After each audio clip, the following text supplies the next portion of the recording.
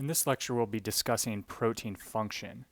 And in particular, we're going to look at two examples of protein function in the proteins myoglobin and hemoglobin. And this is from chapter 5.1 in the book. So a big part of this chapter is discussing, or at least this section of this chapter, is discussing binding of ligands to proteins. In particular,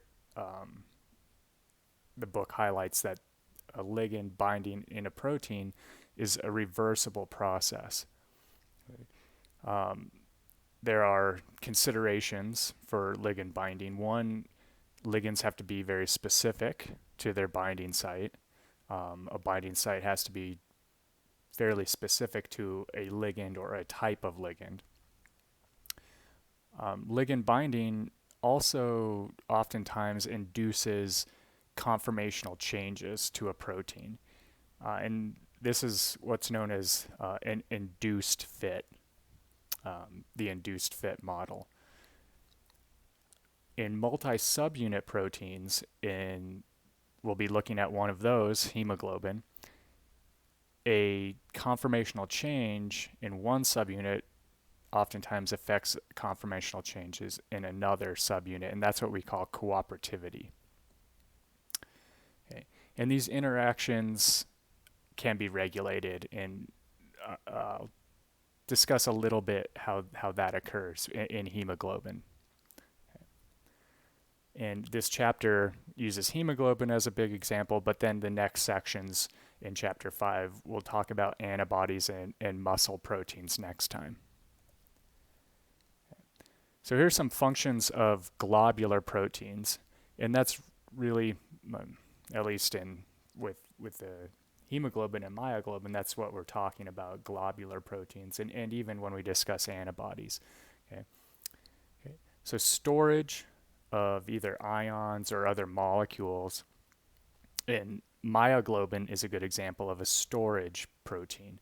Okay, it's storing oxygen. That's what its job is. Okay, ferritin is a protein that stores iron. Okay. So those are storage proteins. Okay. Some globular proteins transport ions, hemoglobin, or other molecules. Hemoglobin is an oxygen transporter. Okay. Defense against pathogens, right? Those would be immunoglobulins, antibodies. Okay. Muscle contraction, that's a example would be actin and myosin, the muscle proteins that we'll discuss.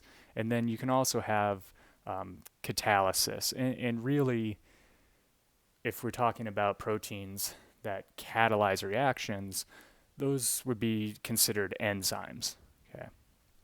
So the real difference with hemoglobin and myoglobin, these things that we're talking about in chapter 5, they're not enzymes because they're not really catalyzing reactions. They're either storing molecules, transporting molecules.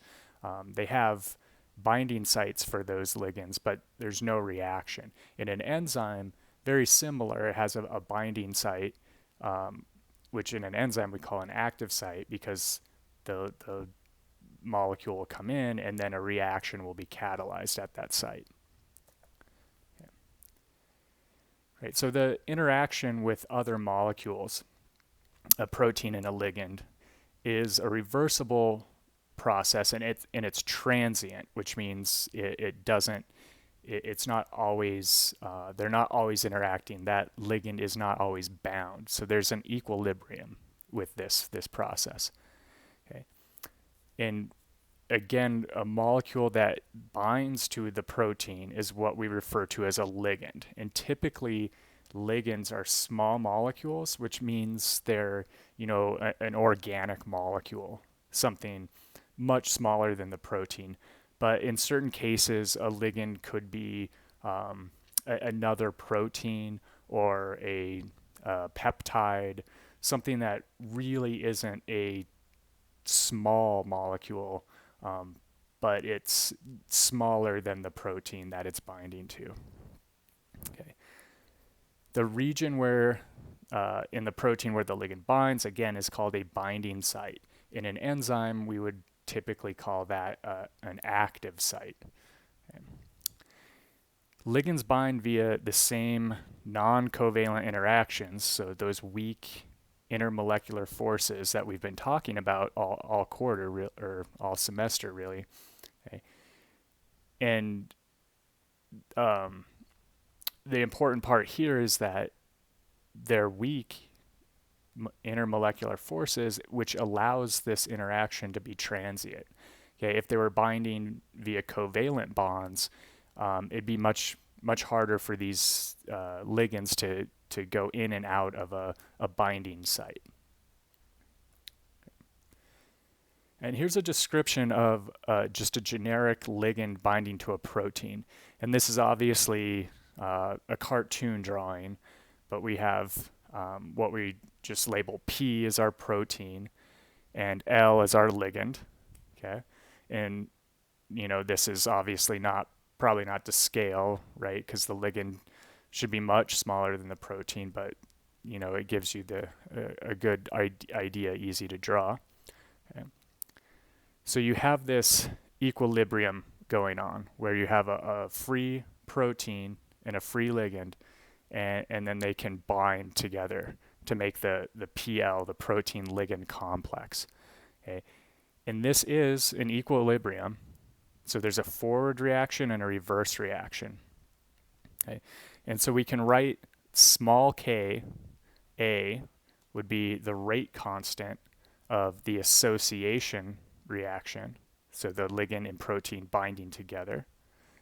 Okay. Small k sub D would be the dissociation rate constant. Okay, the dissociation is the rate at which the complex is dissociated, so that bound ligand gets released. Okay, so this is a interplay, and at equilibrium, the rate of the forward reaction, the association, and the rate of the reverse reaction, the dissociation, are equal. And if you remember from kinetics, we can write rate equations for this. So the forward reaction would be the rate constant of the forward reaction times the concentrations of the reactants. And that equals, in reverse, the rate constant of the reverse reaction and the concentration of the products. Okay. We can rearrange this expression, okay, and then come up with, we would come up with this, and what's known as another Ka, but this is a capital Ka, and we call this the equilibrium association constant. So capital K sub A is the equilibrium constant for this protein ligand interaction.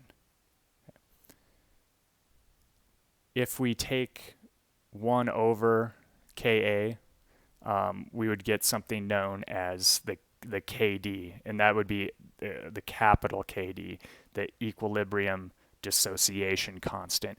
And a lot of times you see these Kd values given for drug binding.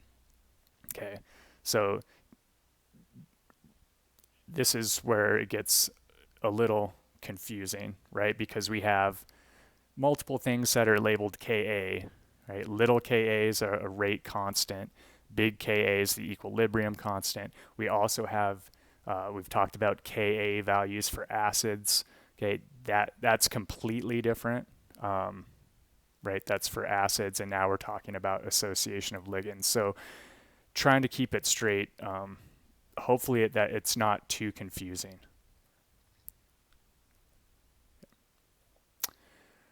There's another term that's important when we're looking at protein-ligand interactions, and that's this term here. It's the fraction of occupied binding sites. Okay. So we if we take the Ka expression and if you just follow this, you're not going to need to derive this on an exam, but this just kind of explains where it's coming from. Okay, you substitute the protein ligand concentration, okay, with Ka times L times P, right? If we solve this expression for PL, the complex concentration, that's what we'd get. And then we can substitute that back in there.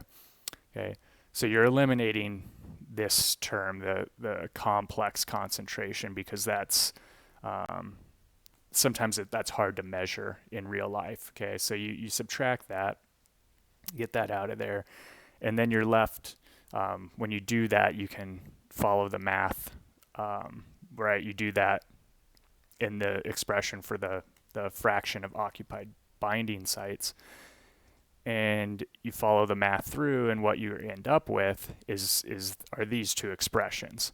Okay, your ligand concentration divided by ligand concentration plus 1 over Ka, or ligand concentration divided by ligand concentration plus Kd.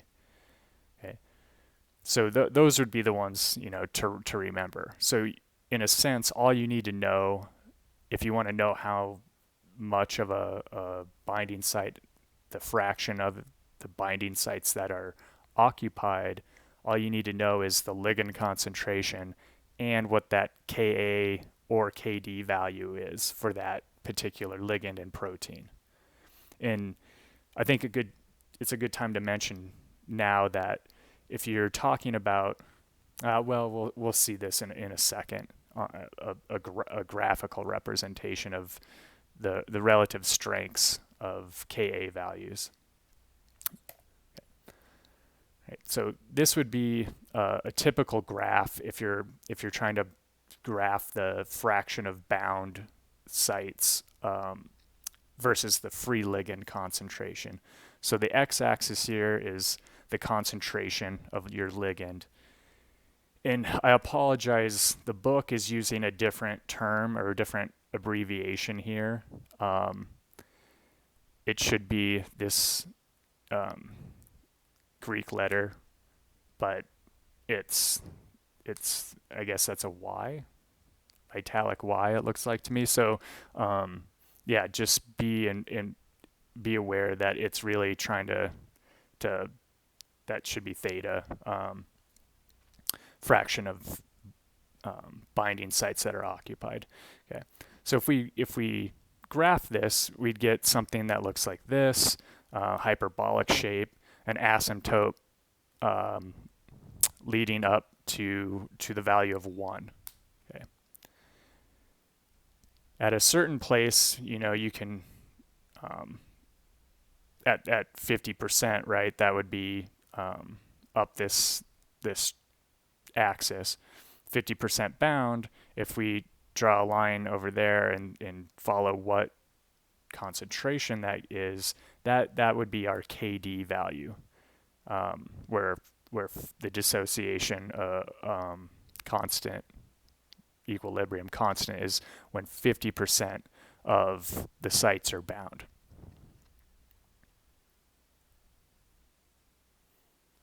If we look at a real example from a real protein, here's myoglobin. Okay, and this is the structure of myoglobin. The alpha helices are shown as cylinders. Okay, so this is maybe a little bit, it's sort of a cartoon depiction and maybe just trying to be a little bit simplified so you can see the overall shape and fold of this protein. Okay, and it's a very conserved fold between myoglobin from different species. Okay. It makes a sort of a cleft or little pocket here, and that's where this in red, what we see here is the prosthetic group of myoglobin, which is a heme. And we'll see the structure of heme in a little bit, but essentially you have a very large organic planar molecule that has an iron in the center of it. That is what's used. Myoglobin uses that heme and that iron to bind oxygen. Okay. So oxygen is the ligand for myoglobin. Okay. And when a gas is a ligand, you can describe this binding in terms of pressure or partial pressure of whatever gas is your ligand. And so in this case, right, our ligand is oxygen, so we can say instead of using a concentration, we can use the partial pressure of oxygen. And then our KD value just becomes our P50. Okay, that's when we look at a curve of partial pressure of oxygen versus the fraction of sites that are bound in myoglobin, right? If we go to that 0.5 fraction that's bound, sites that are bound, okay, that would be our P50 for oxygen and myoglobin.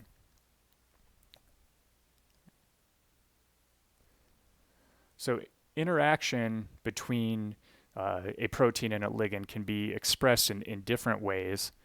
Okay, we've seen the association constant or binding constant, that would be Ka. Okay, the units of that are per molar.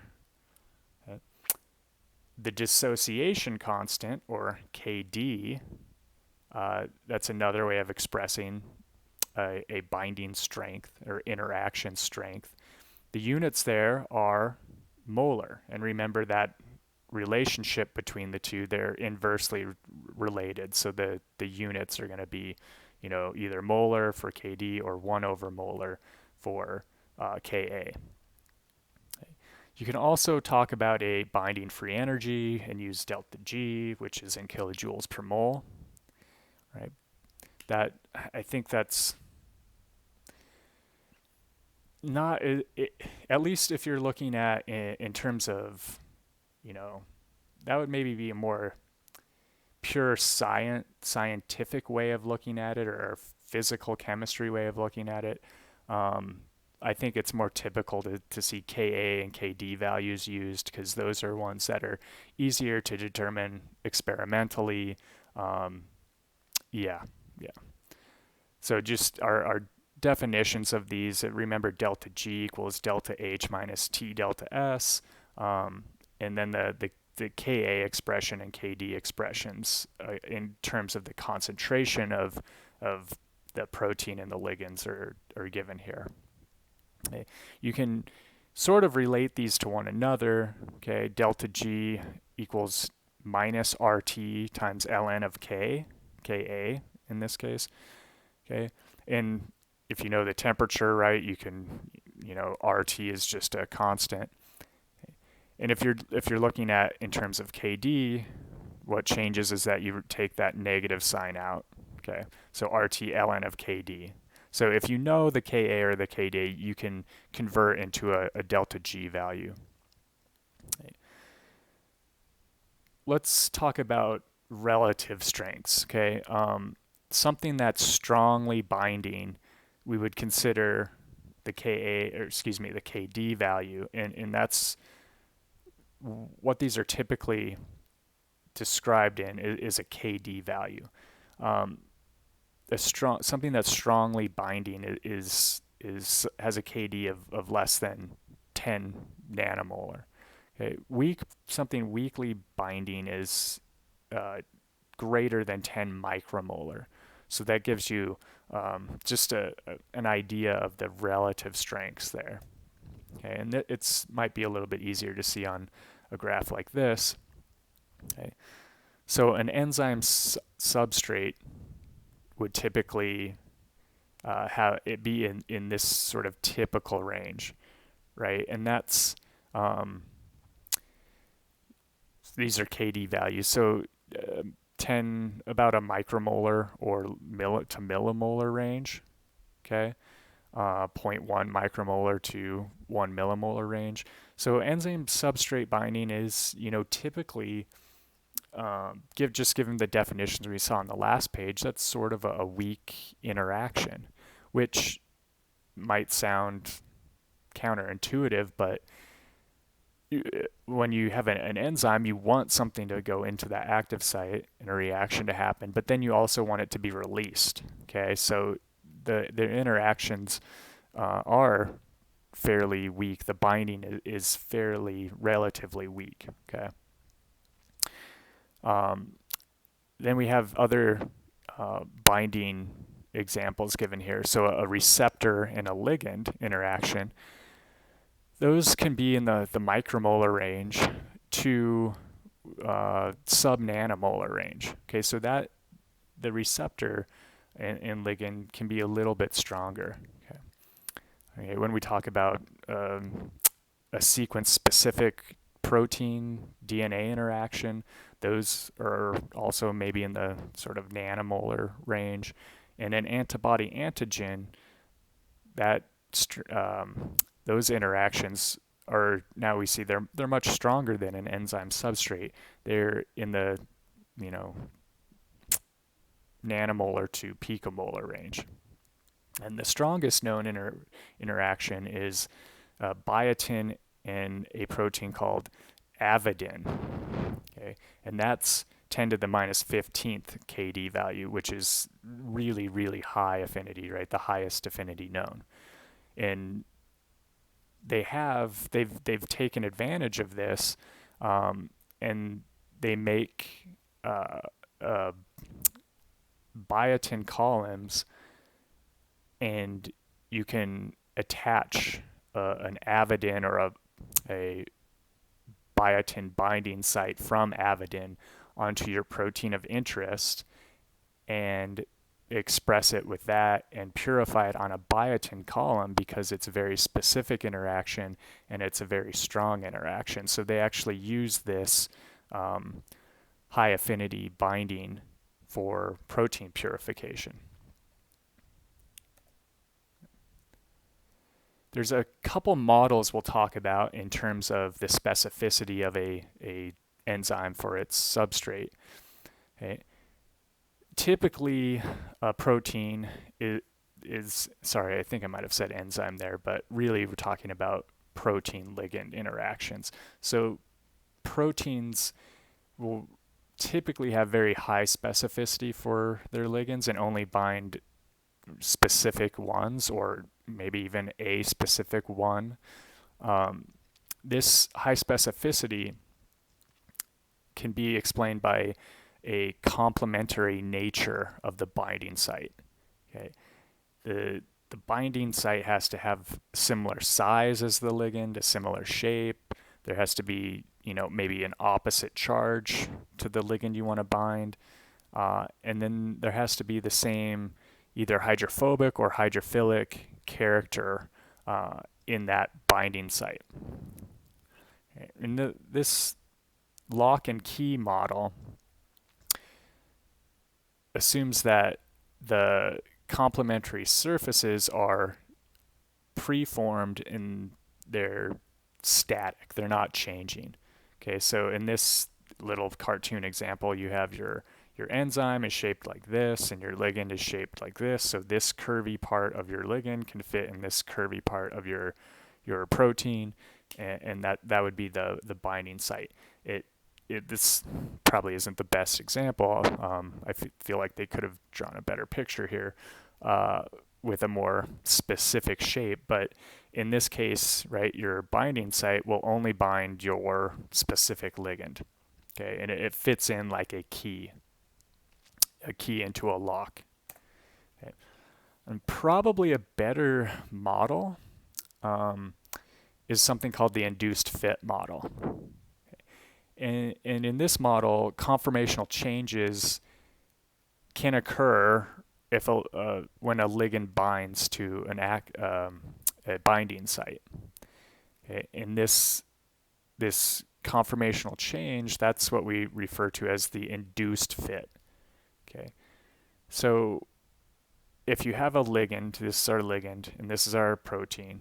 Okay, you can see those shapes aren't 100% the same. Okay,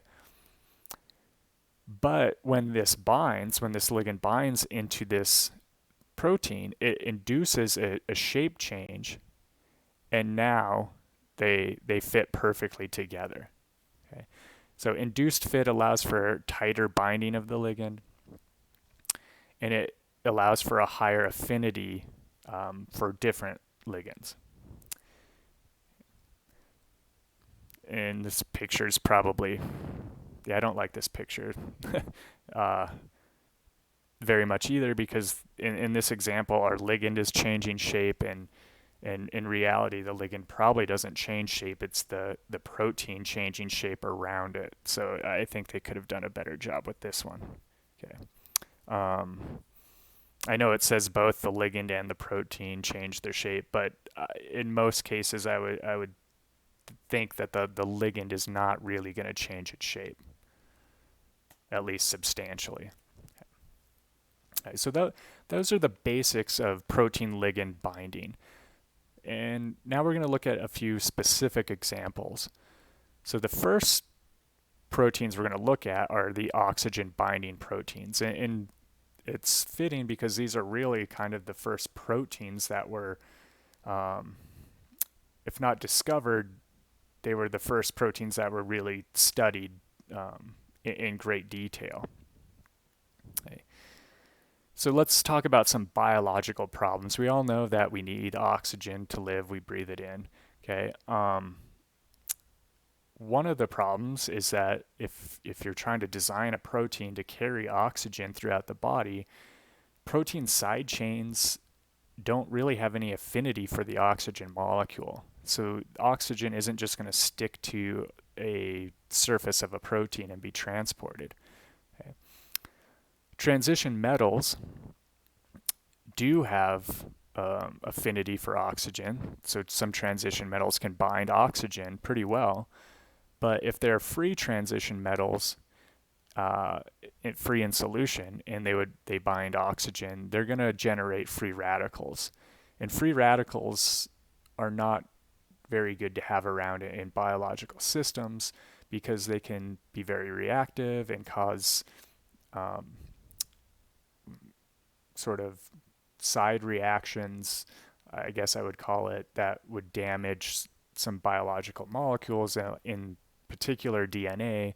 Okay, and you don't want to be damaging DNA. That's not good for life. So, right, using free transition metals in solution, it would not be a very good way of transporting oxygen. Okay. Organometallic compounds, so that's an organic molecule combined with metals, or metal ions, I should say. Those are more suitable. Okay. But if they are free in solution, this iron 2 that's required to transport oxygen can be oxidized to an iron 3, and then it's very reactive. Okay. So the biological solution to this is capture the oxygen molecule with a heme, but make this heme protein bound. And that binding it in a protein protects it, keeps the iron in a very safe environment, so it's not reactive, it's not generating free radicals. Okay. So the two oxygen binding proteins we're going to talk about, one is myoglobin, and that is referred to as a storage protein. So that's the protein that helps store oxygen, have a storage of oxygen supply in the particularly in the muscles. Okay. Hemoglobin is the transport protein. That's the protein that transports oxygen. Okay. Both of these bind oxygen via a protein-bound heme. Okay. Let's look at the heme. So if we draw a very simple depiction of this, it would look something like this. Okay, we have 4 5-membered carbon rings. I put there 4 carbons and 1 nitrogen in each of these 5-membered rings. Okay, their nitrogen groups are pointing in. Okay, those nitrogen groups that point into this, and you have an overall ring structure here. Those nitrogens pointing inside the ring those are the attachment points for the iron in the center. Okay. In reality, like if we wanted to draw a more detailed structure, it would look like this. Okay, I wouldn't expect you to draw this, but if you saw a picture of it, I'd hope you'd be able to come up with that this is a heme. This ring structure is also referred to as a porphyrin ring or a porphyrin. So you might also hear that. It's very planar. Okay, and if we can sometimes just in fact depict it as a square, a square plane with the iron in the center. Okay, so the iron has 4 attachments to the porphyrin ring, and then above the plane and below the plane are the other 2 attachments for the iron. So the iron is coordinated with 6 binding sites. Okay, so it has 2 open sites above and below the ring structure. Now, if we look at myoglobin, we've seen this picture before. Okay, and one side of myoglobin you have a histidine. In this myoglobin's case, it's histidine 93, and we also refer to this as histidine F8. Okay, because it's in the alpha helix F in position 8 in that helix. Okay, in the overall structure, it's number 93. Okay, that histidine side chain is one of the bound to provides one of the binding sites to iron. Okay, so here's the porphyrin planar ring structure. We just depict it if we're looking down the plane. Okay, so that's this. Iron's in the center. The histidine is binding what they refer to as the proximal side. Okay, and then the other side of the heme is where oxygen can come in and bind. Okay, so in this picture, oxygen, it would be in this general region pocket by the heme. Okay, kind of by where the G is for the G helix.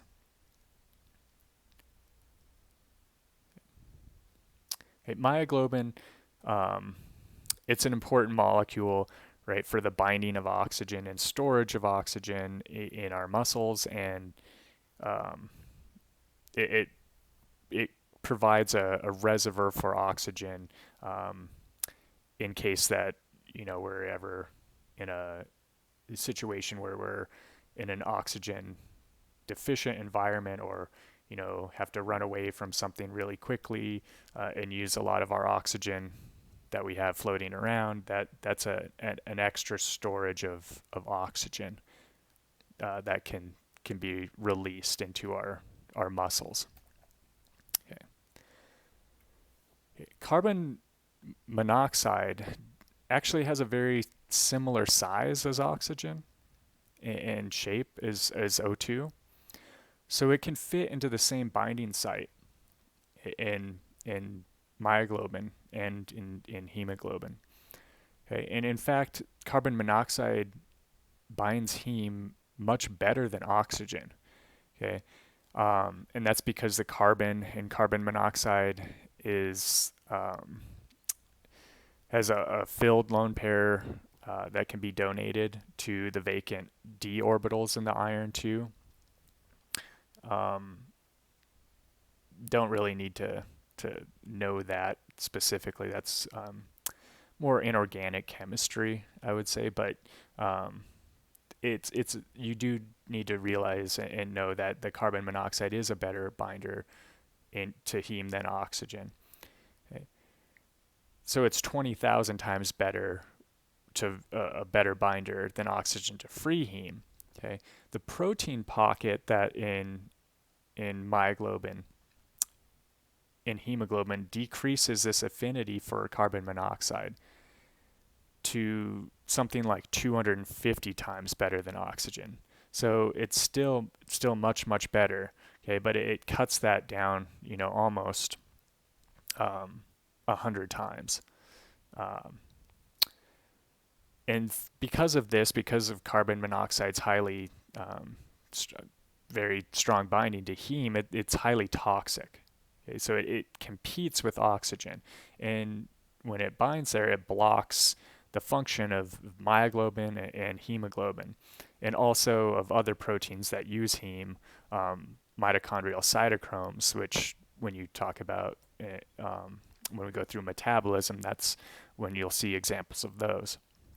Okay. If we look at this binding, okay, oxygen tends to bind in a angled binding with the iron in the heme. Okay.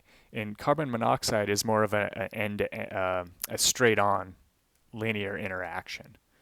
Okay, so that's one of the reasons why we would consider this. If you remember, when we're talking about hydrogen bonds, the ones that are in a linear form or stronger, and that it also applies to this interaction between a transition metal and lone pair electrons on these ligands.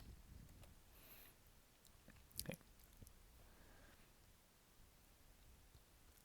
Right, so here's a more detailed picture. We have our heme in red, okay, and then some of the amino acid side chains that become important in myoglobin.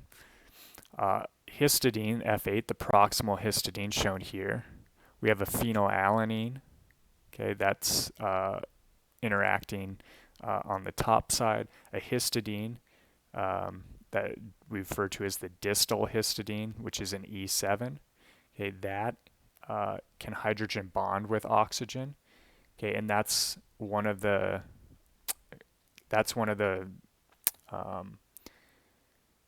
amino acids that's important to make this more specific or make oxygen a better ligand to fit in this protein. Okay, because this interaction there, that hydrogen bonding interaction with oxygen, allows it to sort of stabilize it, and that is what makes it more specific towards oxygen as opposed to CO2, or excuse me, CO. Right, heme groups they give a color, okay, and we refer to them whenever you have a prosthetic group or cofactor in a protein that gives a color, we refer to those as being chromophores. Okay. And what they're doing, what a chromophore does, it absorbs both. It can absorb both in the ultraviolet region, but more importantly, the visible region of the spectrum. And that absorption in the visible region is what you see as giving a color. Okay. So the iron 2 or ferrous form of hemoglobin without oxygen has a very intense absorption, and it was referred to as a Sorey band, and that's around 429 nanometers. Okay. Oxygen binding to the heme, it alters these properties, the electronic properties of a heme, and it shifts the Sorey band lower to 414 nanometers. Okay. So binding of oxygen, you can monitor this by UV-vis spectroscopy. And you may have noticed this, and in this example, the Sorey band moving from 429 nanometers to 414. So that's getting lower in wavelength, higher in energy. Okay, we'd call that blue shifting. Okay. That's going to change the color, but in an opposite way. So the absorbing at a lower energy is going to give off more of a, lower wavelength is going to give off a higher wavelength of light. So it's going to make it look more red. So in this way, you sort of get the, this is used to give the, explain the observation, right? The deoxygenated blood, the deoxygenated hemoglobin in blood appears to be more purplish or blue, and when it's oxygenated, it's more of a red color. So if we look back on that binding plot for myoglobin, okay, myoglobin is really good at binding oxygen. That's what it does.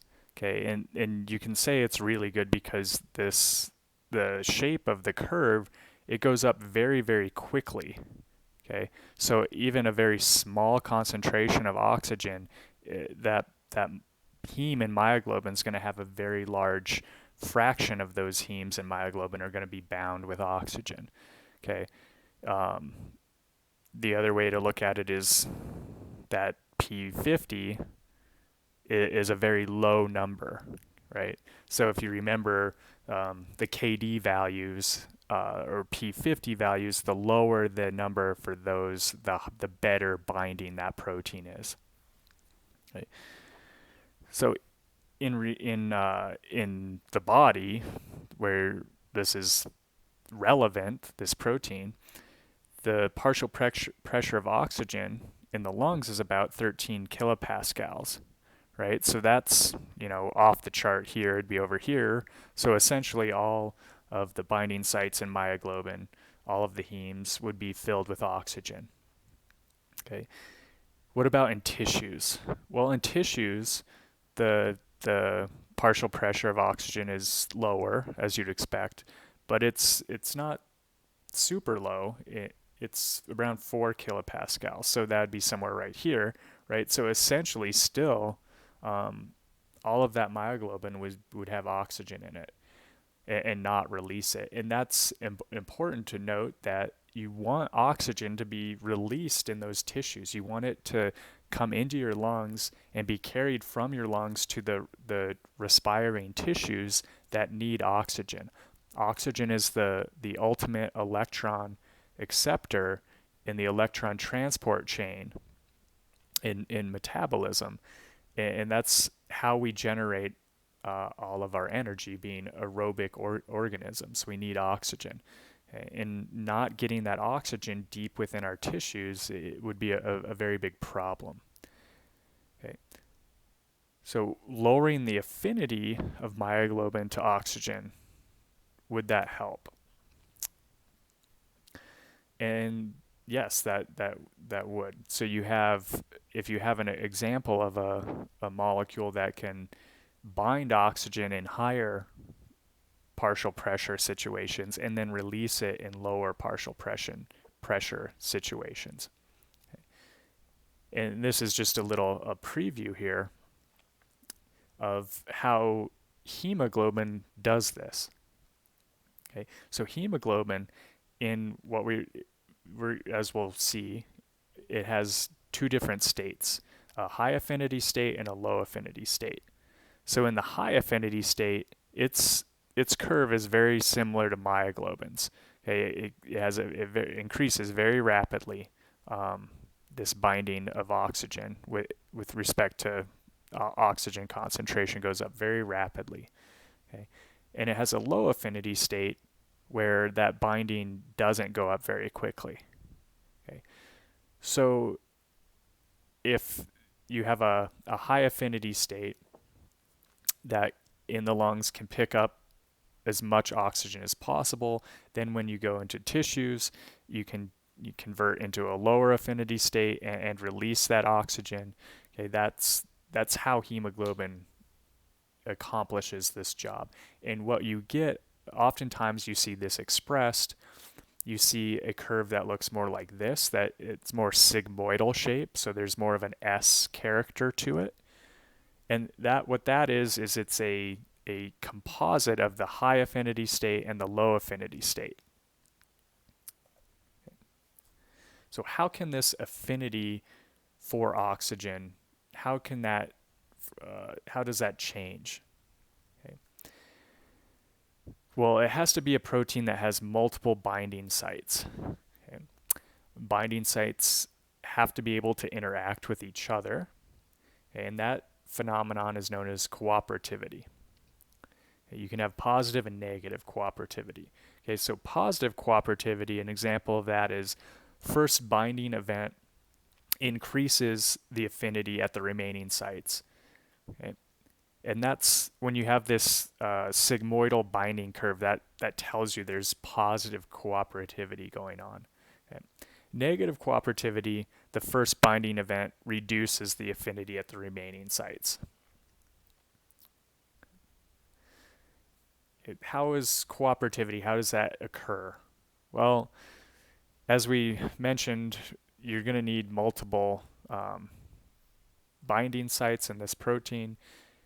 And specifically, how hemoglobin does this is that it has multiple subunits, okay? Multiple protein chains that are in a complex with one another. Okay, so the binding site at one protein can affect the binding site on another protein. So in this case, when no ligand is bound, okay, we have a certain unstable region, okay, less stable is in green, and then a stable is in blue. Okay, the binding of one ligand here converts this chain into mostly blue structure, mostly stable with just some less stable. So it gets rid of that unstable region. Okay, and when it does that, it helps to convert this this structure. So in this picture, the interaction, the interface between the two are both green. Okay, when this one binds a ligand and changes its structure, that helps to change the structure of this protein as well. So now this is in blue. Okay, and that will help, and that increases the affinity for this subunit to actually bind its ligand as well. Okay, so that's an example of cooperativity. Okay, we can express cooperativity mathematically using the same sort of expressions. Okay, if you want to, for proteins that have multiple ligand binding sites, we can write a Ka value. Okay, and so this N value and sub N and superscript N is the number of binding sites. Okay, you can write your expression for the fraction of binding sites that are occupied as well, right? So we're just adding that N value up there, superscript. Okay. Taking the log of both sides of this equation gives what's known as the Hill equation. Okay. And what the Hill equation will tell you is, one, the Hill coefficient, that's the degree of cooperativity. Okay. One, there would be no cooperativity, right? If that was one, that just reduces to the same equations that we've seen before. Okay, and greater than one, that would be positive cooperativity, and lower than one would be negative cooperativity. So I misspoke a little bit, that the N value isn't necessarily the number of binding sites, it's the Hill coefficient. Right. And so if we plot, use a Hill plot, so we plot the log of the partial oxygen pressure and the log of the binding sites that we see in the Hill equation. Myoglobin, there's no cooperativity, right? So that coefficient is 1. Okay, straight line. Okay, hemoglobin in the high affinity state, again, no cooperativity there when it's in the high affinity state, but it just has a higher affinity. And again, hemoglobin in the low affinity state, no cooperativity. It just has a lower affinity for oxygen. But then in this region, the transition between the two, the Hill coefficient is 3. Okay, so that shows you there is this cooperativity, and the overall, if we plotted this for hemoglobin, we would see a sigmoidal shape for this, and that is due to this transition. And in that transition, the Hill coefficient is greater than 1, showing positive cooperativity. Okay. There's two models for this. One is known as the concerted model, and the other is the sequential model.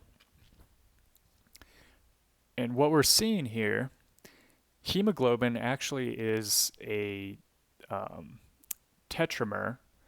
There are 4 total subunits in hemoglobin, and each subunit has the structure, a very similar structure to myoglobin.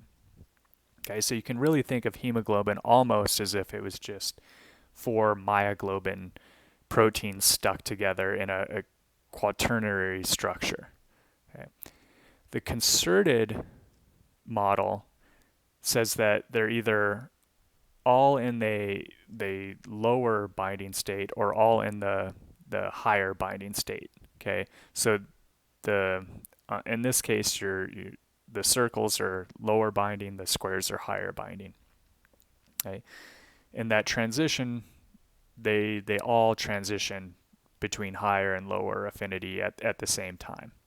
Okay, probably a more accurate model and a more complex model for sure is the sequential model, and that is the protein being in the, if you have all subunits in the lower binding state, the active ligand binding is going to change that one subunit into the higher affinity state, and then that in turn will affect the subunits around it, okay, and allow more ligand binding to occur.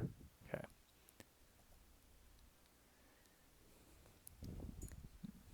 And this cooperativity that we see in hemoglobin is a example of what we call allosteric regulation. An allosteric protein, the binding of a ligand to one site affects the binding properties of a different site on the same protein. Okay, and this allosteric regulation can be positive or it can be negative. Okay, so positive would mean you bind a ligand on one site and it makes the binding of a ligand on another site easier. Okay, negative would be the opposite. A ligand binds on one site and it makes the binding on another site harder. Okay. Homotropic, normal ligand of the protein is the allosteric regulator. Okay, so the ligand is the regulatory molecule as well. Heterotropic allosteric regulation means that there's a different ligand binding, that a different ligand affects the binding of the normal ligand. Okay. Cooperativity is positive homotropic regulation. So this allosteric regulation we see in hemoglobin is positive homotropic regulation. Okay. Right. So hemoglobin, it's also abbreviated as capital H lowercase b. Okay. It's a tetramer, as I mentioned before, but there's actually 2 separate types of subunits. One is called alpha, the other is called beta. Okay. Right, so hemoglobin's a tetramer of what we refer to as alpha 2 beta 2. So there's 2 alpha subunits and there's 2 beta subunits. The sequences of those and the structures of the alpha and the beta are very, very similar, and they're both very, very similar to myoglobin. Okay, and that's shown here. The structures, you can see the same general folding pattern and the same positioning of the heme group. They're very similar.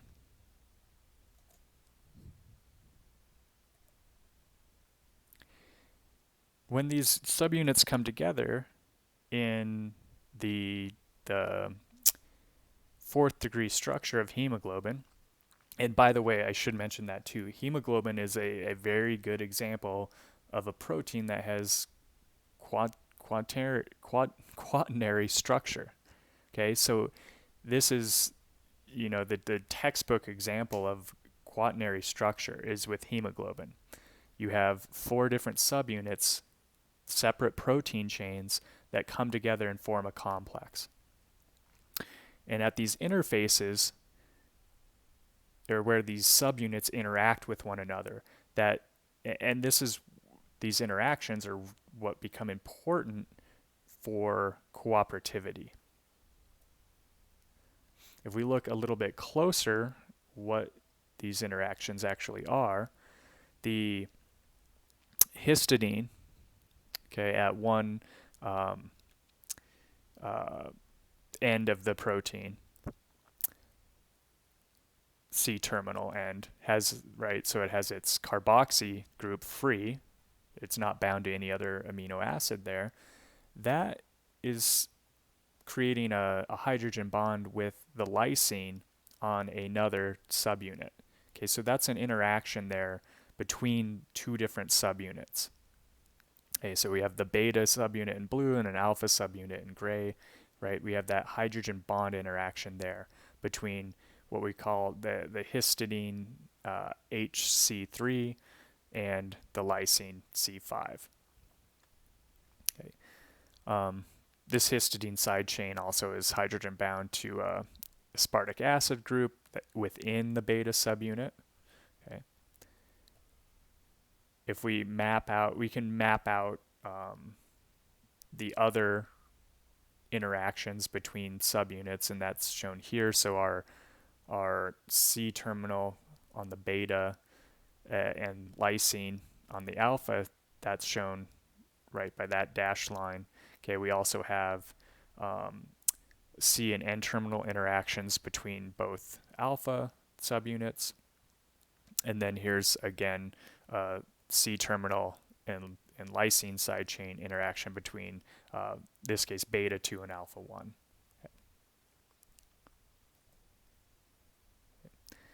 The sequence similarity between hemoglobin and myoglobin is shown here. The important take-home here is that there's certain amino acids that are conserved in all 3 of these sequences. You can see there's other regions where there's, especially when you're comparing myoglobin and hemoglobin, there's amino acids that are different, and some that are different in all 3 of these: myoglobin, hemoglobin alpha, and hemoglobin beta. But then there's other parts that are much, what we would really stand out as being more important because they're the same in all 3 of these. And those are in general going to be the amino acids that are important with this subunit interaction. So what happens when oxygen binds hemoglobin? Well, I should say that the other way around. Hemoglobin binds oxygen. So in a typical unoxygenated hemoglobin molecule, the heme looks sort of like this. There's sort of a pucker to it. Okay, so it's not exactly completely planar. There's a little bit of a pucker to it. Okay, and this is what we would refer to as the tense state or the T state. Okay, and you can also think of that as the low binding affinity state. Okay. When oxygen binds to that heme, what happens is it pulls that iron a little bit, a very slight pull of this iron in that heme group. So the pucker decreases very slightly. Okay. Well, you can see that the iron, and we've talked about this being bonded to this histidine side chain. So when that oxygen is pulled forward a little bit, that histidine's also pulled forward slightly.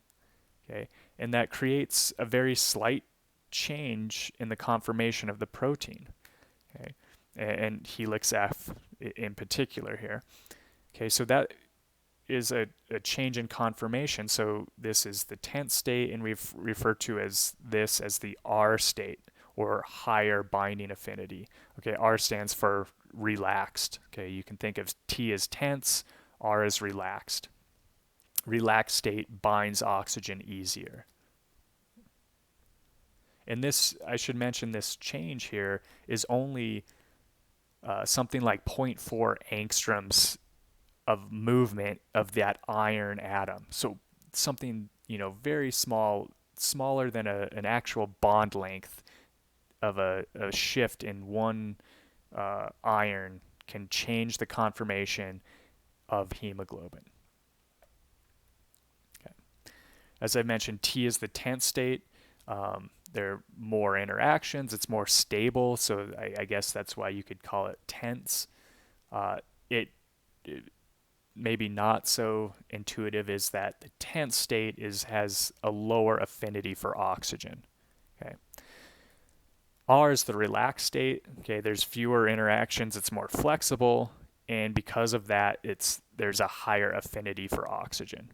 Okay, oxygen binding triggers a change from T to R conformation. Okay, this conformational change from the T state to the R state involves breaking ion pairs between the alpha 1 beta 2 interface, or you can also refer to it as alpha 2 beta 1. Okay. So in this T state, right, we have the histidine H3 interaction with the carboxy terminal of that amino acid is interacting with the lysine in the alpha chain. Okay, in the R state, right? Look at how much change there is. Those histidines are now interacting with each other. Okay, on the beta strands. Okay, so it breaks that alpha beta interaction, and now you have a beta beta interaction. The other way to visualize this is that in the T state, right, you have kind of a hole, sometimes referred to as a donut hole, there in the center. Okay, and in the R state, the relaxed state, that hole goes away. It shrinks. Okay, it's not there. This hole is very important for regulation. Okay. All right, how does this affect? Well, I just mentioned first, this hole is important for regulation because of a molecule, bisphosphoglycerate. Bisphosphoglycerate, it actually regulates the binding of oxygen to hemoglobin because it can fit in this hole and lock hemoglobin into the tense or low affinity state. Okay, so when you go to altitude, okay, it takes upwards of 2 to 3 weeks for your body to produce more red blood cells. Okay, so you go to altitude, you need more oxygen. It takes a while for your body to produce more red blood cells to adapt to higher altitude. What your body does initially is produce more of this 2,3-bisphosphoglycerate molecule. Okay, and it does that through increasing metabolism, which we won't really talk about, but that molecule then fits in to the T state and makes hemoglobin have lower affinity for oxygen, which seems counterintuitive, right? There's less oxygen at higher altitudes. You're making hemoglobin have less affinity for it, but what that does is it allows it to release its oxygen in the tissues that need it easier. There's some other things that can affect oxygen binding on hemoglobin, and one of those is acidity. Okay, so if we look at these binding curves for oxygen, so here's partial pressure of oxygen again, fraction of sites that are have ligand. Okay, at pH 7.6 we follow this curve, pH 7.4 and pH 7.2. So does acidity increase or decrease the KD value? Well, right, you can look at the curves and answer that, or you can kind of actually find those numbers. So to get a KD value, you go to fraction 0.5, follow it over, now and go down. All right, so that would be something like, I don't know, 3. At pH 7.4, it's 3.75. At pH 7.2, it's closer to 4, okay, or even higher. So lowering the pH seems to decrease the KD value, right? Or excuse me, increase the KD value, which means it's decreasing oxygen binding. Okay, so what does that matter? Well, actively metabolizing tissues generate a lot of H+, right? So those tissues are going to be more acidic, lower pH. The blood near those tissues is going to have a lower pH relative to the pH of the lungs. Okay. Hemoglobin affinity for oxygen is dependent on pH,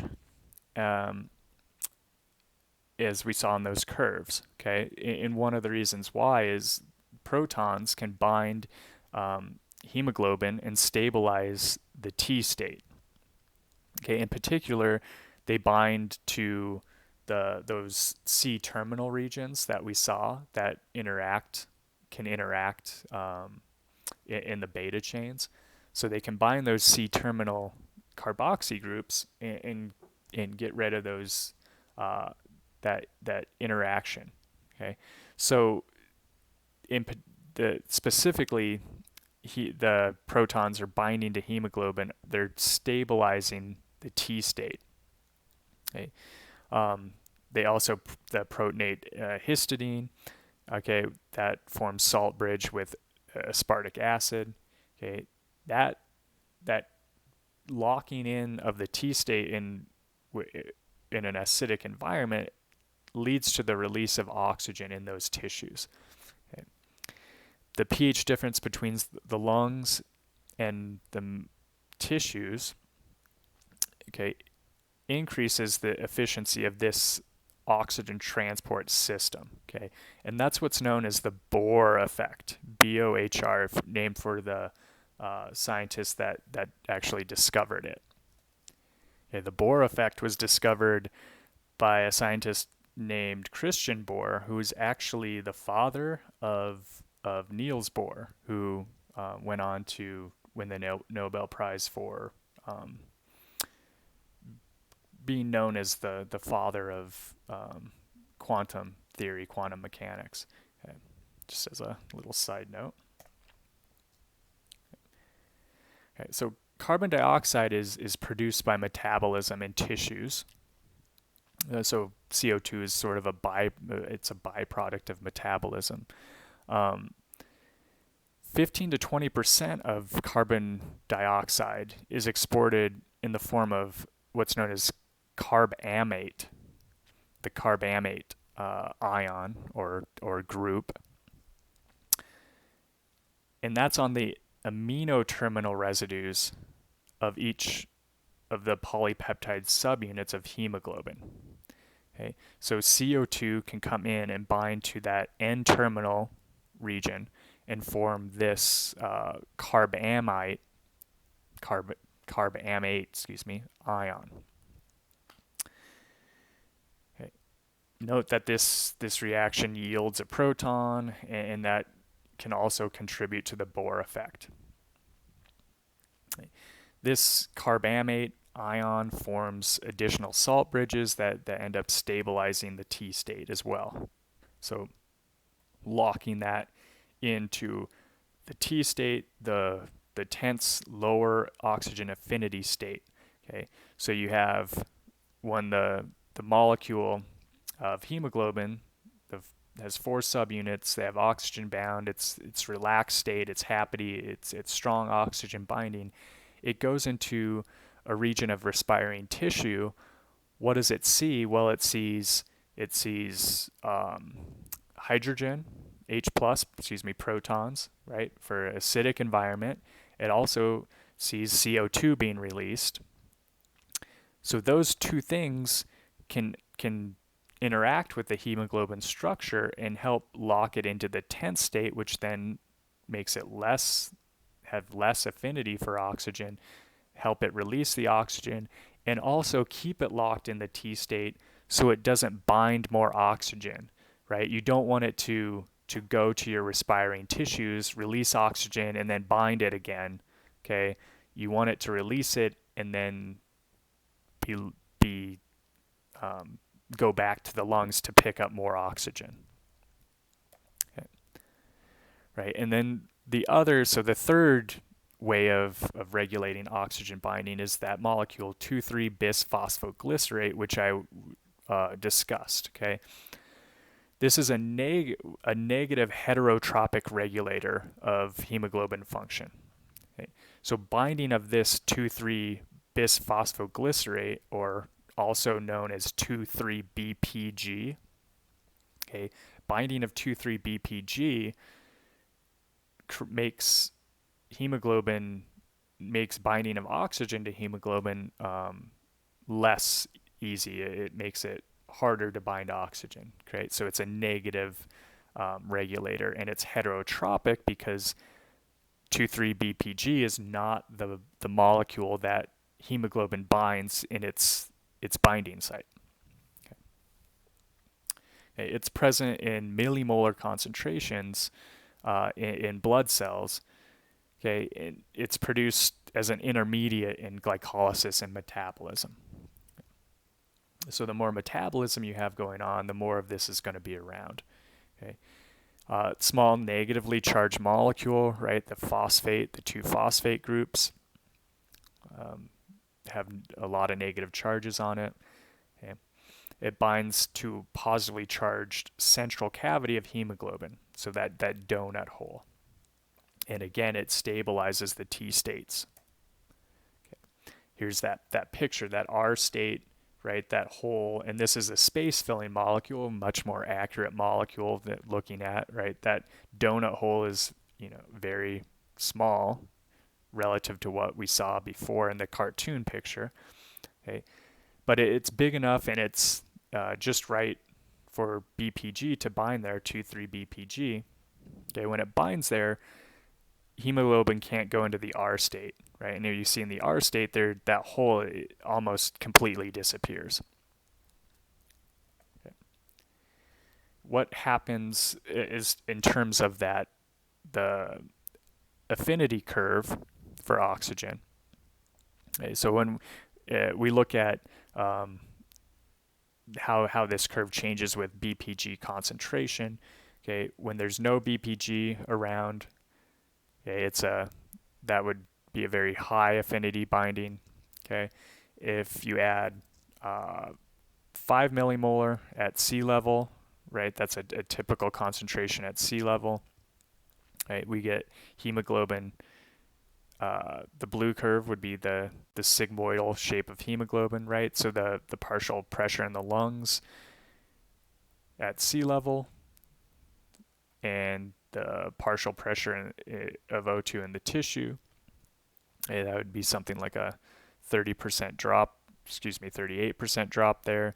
Okay, if we go to look at partial pressure of oxygen in the lungs at 4,500 meters, which is something over 14,000 feet, just under 15,000 feet.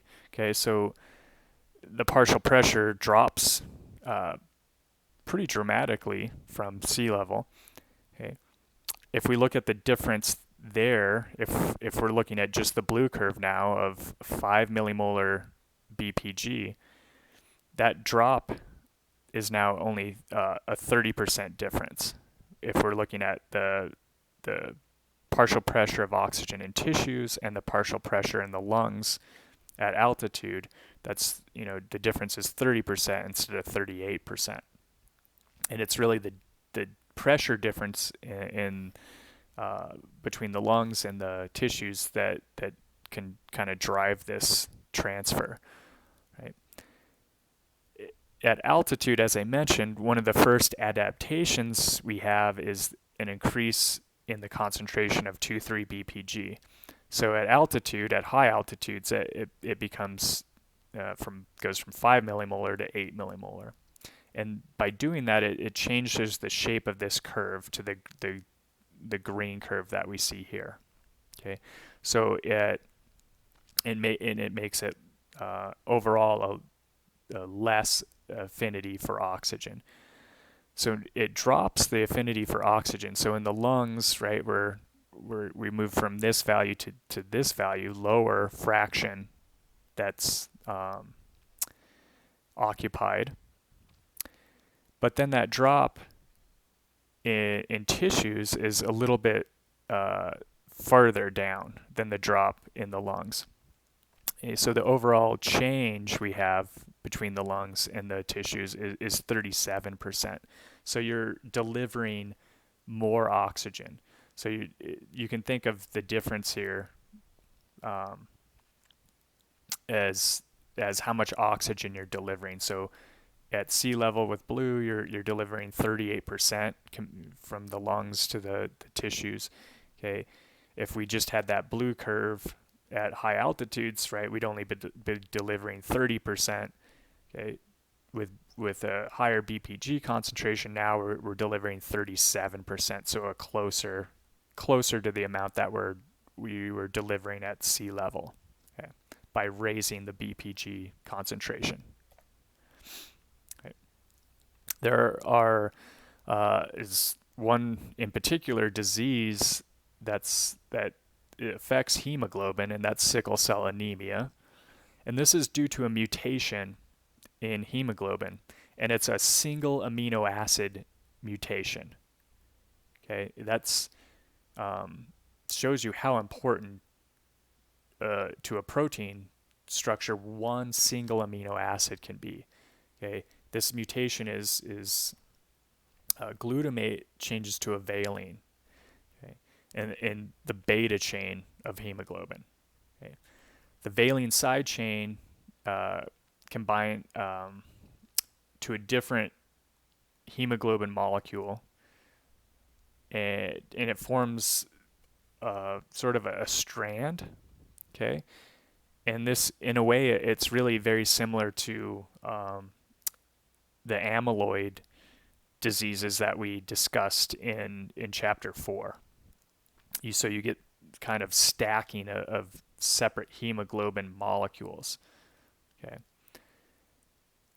So this stacking causes sort of a fiber of hemoglobin, a polymer of hemoglobins to be produced, and it changes the overall shape of a red blood cell that has this occurring in it. Okay, so it doesn't change every red blood cell, but certain red blood cells that have this occur in them, if you have this mutation, will sickle. And when they sickle, they can't do their job. They get stuck easier in capillaries, and they end up actually getting broken down. Okay, so this is when that happens. Essentially, it's sort of very small clots. They're not really clots, but they get stuck in capillaries, and it becomes very painful. And actually, if it's severe enough, it can cause death, especially in homozygous individuals. When you have two of these mutations, it's very, very serious.